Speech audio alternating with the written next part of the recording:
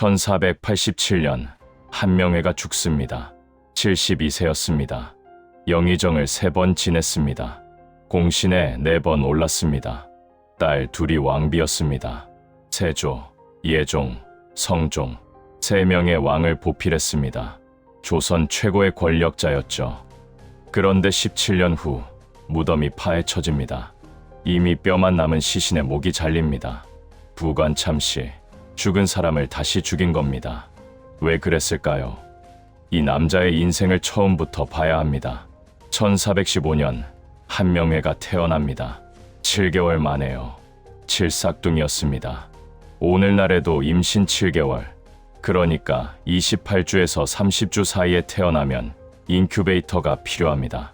현대의학을 총동원해서 몇 달간 집중 치료를 받아야 겨우 살 수 있죠. 조선시대에는요, 인큐베이터가 없습니다. 항생제도 없습니다. 칠삭둥이가 살아남는다는 건 거의 기적이었습니다. 기록에 따르면 한명회는 태어났을 때 사람 형체도 제대로 갖추지 못했다고 합니다. 너무 작고 약해서 살릴 수 없을 것 같았죠. 그런데 살아남았습니다. 더 놀라운 건 자라면서 키가 크고 잘생겼다는 겁니다. 기록이 그렇게 남아 있습니다. 하지만 일찍 부모를 잃습니다. 불우한 소년 시절을 보냅니다.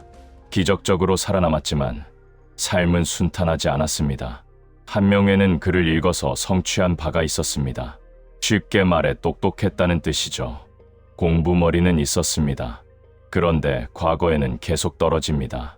조선시대에 출세하려면 과거에 급제해야 합니다. 문과에 붙어야 제대로 된 관리가 될 수 있죠. 한명회는 계속 도전했습니다. 10년, 20년, 30년. 동료들은 하나둘 급제해서 출세하는데 그는 계속 낙방입니다. 1452년 그의 나이 37세, 겨우 얻은 관직이 경덕궁직입니다. 이게 뭐냐면요, 문음, 그러니까 집안 배경으로 얻은 말단 자리입니다. 궁궐을 지키는 관리죠. 조선시대의 문음으로 관직에 오르면 아무리 명망 있는 가문 출신이라도 평생 차별을 받았습니다. 승진도 어렵고 무시도 당했죠. 38세의 궁직이 백수나 다름없는 신세였습니다. 동료들은 그를 비웃었습니다. 저 사람은 평생 저러겠지. 훗날 그들은 크게 후회하게 됩니다. 이때의 일이 너무 유명해져서 송도개원이라는 말까지 생겼습니다. 함부로 사람을 무시하지 말라는 뜻이죠. 그때 한명회에게 친구가 있었습니다. 권람, 집현전 교리였죠. 권람도 사정이 좋지 않았습니다. 아버지가 술과 기생에 빠져 가정폭력을 일삼았고 권람의 누이 중 한 명은 아버지를 말리다 맞아 죽었습니다. 결국 권람은 집을 떠나 방랑 생활을 했죠. 비슷한 처지의 두 사람이 친구가 된 겁니다. 권람이 한명회를 한 사람에게 소개합니다. 수양대군, 세종의 둘째 아들입니다. 문제가 있었습니다. 이미 조카 단종이 왕이었습니다. 수양대군은 왕위 계승 서열에서 밀려난 사람이었죠. 왕이 될 수 없었습니다. 그런데 야심이 있었습니다. 당시 단종은 12살이었습니다. 어린 왕을 대신해 김종서, 황보인 같은 대신들이 권력을 쥐고 있었죠. 수양대군은 이 상황이 불만이었습니다. 한명회는 그걸 알아봤습니다. 그리고 무사 30여 명을 직접 모아서 수양대군에게 추천합니다. 홍달손 같은 무사들이었죠. 친복을 만들어준 겁니다.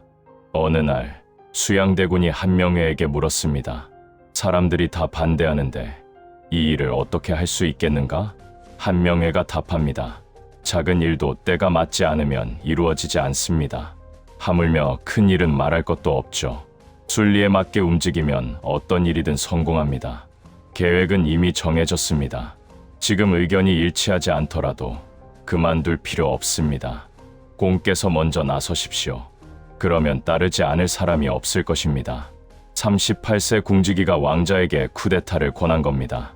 1453년 10월 10일 밤 수양대군이 움직입니다. 먼저 김종서의 집으로 찾아갑니다. 명목은 인사였습니다. 김종서가 맞이하러 나옵니다. 그 순간 수양대군의 수하가 철퇴를 내려칩니다. 김종서는 그 자리에서 쓰러집니다. 같은 밤 황보인, 이양, 조국관 등 대신들도 제거됩니다. 하룻밤 사이에 조선의 권력 구도가 완전히 바뀐 겁니다. 이게 개유정난입니다. 한명회는 이 쿠데타의 핵심이었습니다. 무사들을 모았고 반대파 대신들의 정보를 수집했고 누구를 먼저 제거해야 하는지 작전을 짰습니다. 당시 기록을 보면 한명회가 없었다면 개유정난은 성공하지 못했을 것이라는 평가가 있습니다. 수양대군이 결단력을 가진 사람이라면 한명회는 그 결단을 실행에 옮긴 사람이었죠. 결과는요? 정난공신 1등, 38세 말단 관리가 하룻밤 만에 조선 권력의 핵심이 됩니다. 1455년 수양대군이 단종에게 왕위를 넘겨받습니다. 형식적으로는 선양이었지만 사실상 찬탈이었죠. 수양대군이 세조가 됩니다. 한명회는 좌익공신 1등에 오릅니다. 그런데 모든 사람이 인정한 건 아닙니다. 1456년 성삼문, 박팽년, 하의지, 이계, 유성원, 유응부 이 6명이 단종 복위를 계획합니다. 사육신입니다. 계획은 이랬습니다. 명나라 사신 환영 잔치에서 세조를 암살한다. 잔치에는 벼른검, 그러니까 왕을 호위하는 무사가 참석하는데 이때 거사를 일으키면 단종을 복위시킬 수 있다고 생각한 거죠.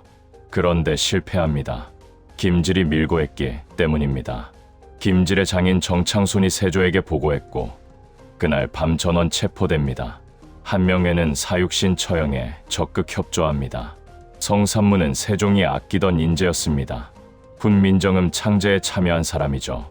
그런 사람이 거열형을 당합니다. 사지를 소나 말에 묶어 찢는 형벌입니다. 고문으로 팔다리가 부러진 상태에서 처형당했습니다. 이 사건으로 70여 명이 죽거나 노비가 됩니다. 연좌제였습니다. 가족까지 벌을 받은 거죠. 세조는 한명회를 더욱 신뢰하게 됩니다. 나의 장량이라고 부릅니다. 한나라를 세운 유방의 책사 장량처럼 자신의 왕국을 세워준 사람이라는 뜻이죠. 한명회의 이력은 화려합니다. 정난공신 1등, 좌익공신 1등, 익대공신 1등, 좌리공신 1등, 4번의 1등 공신, 조선 역사상 이런 사람은 없습니다. 이조판서, 병조판서를 거쳐 우의정, 좌의정, 영의정, 영의정만 3번 지냅니다. 1466년에는 이시애가 함경도에서 반란을 일으킵니다. 이때 한명회가 신숙주와 함께 반역에 연루됐다는 혐의로 체포되어 신문을 받습니다. 하지만 혐의가 없어 곧 석방됩니다. 그만큼 권력의 핵심에 있었다는 뜻이죠. 1468년 세조가 죽습니다. 한명회는 세조의 유교에 따라 원상이 됩니다. 어린 왕을 대신해 나라를 다스리는 자리입니다. 예종, 성종 시대에도 계속 국정을 운영합니다. 딸도 왕비로 보냅니다. 예종의 비 장수망후, 성종의 비 공해왕후, 두 딸이 왕비입니다. 칠삭둥이가 38년을 실패한 남자가 왕의 장인이 된 겁니다. 한명회는 한강 남쪽에 정자를 짓습니다. 압구정, 갈매기와 친하게 논다는 뜻입니다. 이 이름은 명나라 사신 예겸이 지어줬습니다. 중국 송나라 재상 한기의 고사에서 따온 겁니다. 마음속의 욕심을 없애고 갈매기와 버탄다는 의미죠. 은퇴 후 조용히 살겠다는 뜻이었을까요? 그렇지 않았습니다. 명나라 사신이 오자 한명회는 압구정에서 접대하겠다고 청합니다. 그것도 왕실 전용 용봉차일을 쳐서 화려하게 꾸미려 했죠. 용봉차일은 궁중에서만 쓰는 물건입니다. 성종이 거부합니다.